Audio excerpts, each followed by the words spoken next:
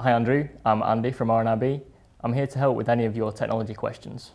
Can you just explain to me what ebooks are and, well, what's useful about them? I've only got central vision, so I'm relatively new to the whole concept. Yeah, so in simple terms, an ebook is an electronic book. The great thing with them is that they come out at the same time as printed books. So rather than having to wait for a large print version or a version in Braille, you can get the ebook version at the same time, which means you've got a much wider choice of books. They're also a little bit cheaper as well than printed books. Thanks, Andy, that's really useful, but where can I go out and get these products from? And I keep hearing about e-readers.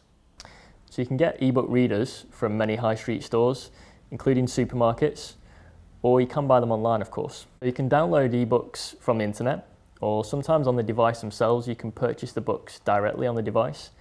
There's also quite a lot of free ebooks out there as well. Again, you can get those from the internet or on the device themselves. Okay, but what about buying ebook apps? It's a good question. If you already have a device like a computer, tablet or smartphone, you can actually get an app for those devices that will allow you to read ebooks. They're all free of charge and you'll get them either from the internet or from the App Store on your device. Great, so what should I consider before I go out and buy? So there's a couple of things to bear in mind when you're looking to buy a device. So we've got some here.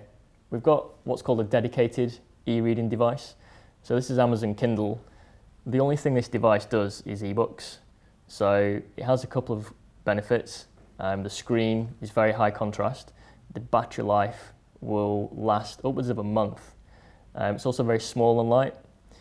You can also get ebooks on some other devices as well. If you're looking for a device that's got a little bit more flexibility, you can read ebooks on a smartphone, for example.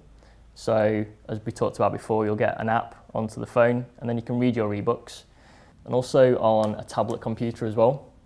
These devices, as well as reading ebooks, will also do many other things, emails, internet. The screens are a little bit different, so the screens give off light, and for some eye conditions, the glare off the screen can be a problem. The battery life as well, you will only get maybe a day or two out of these devices. For the dedicated e-reading devices, the prices range from about £60 to £230. As we mentioned before, the books themselves do cost money. They're normally slightly cheaper than the print versions. There are some free ones out there as well. Once I've bought the e-reader that's best for me, have you got any hints and tips on setting it up? Yeah, so when you first turn the device on, you'll have to go through a setup process. You'll have to create an account before you can download ebooks. If you have one already, you can input those details, but if you don't, you will have to create a new one. It's important to note that the accessibility features on these devices often don't work during the setup process, so you might need help from family or friends. Right, I'm all set up on, well, my new device. Is there anything that I should look out for? Yeah, so once you've got your device set up, you'll be taken to what's called your library screen. So this is a list of all the books that you'll have on the device. If we go into one of them now, what I want to do is show you how you can adjust the print size of the book.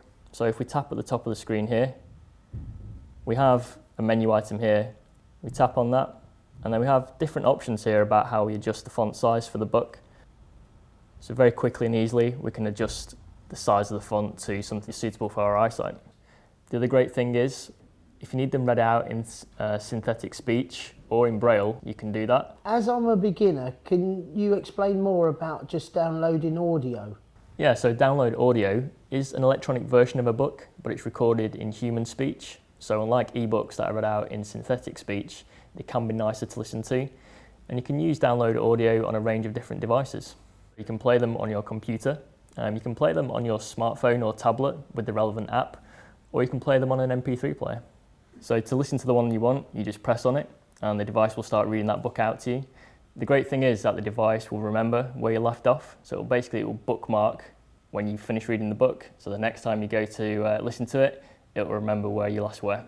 To get the actual download audiobooks, you need to get a subscription. One example of where you can get a subscription for download audiobooks is Audible. That can cost around £10 a month, or you can actually borrow them from your local library as well. I just can't wait to get started and reading my favourite books again, but if it all goes wrong, where can I get help from? So the first place I would go if you need some help is the high street store where you bought your device. If they don't know about the accessibility features though, then RNIB has a lot of resources which will be useful to you. Visit rnib.org.uk/reading for more information.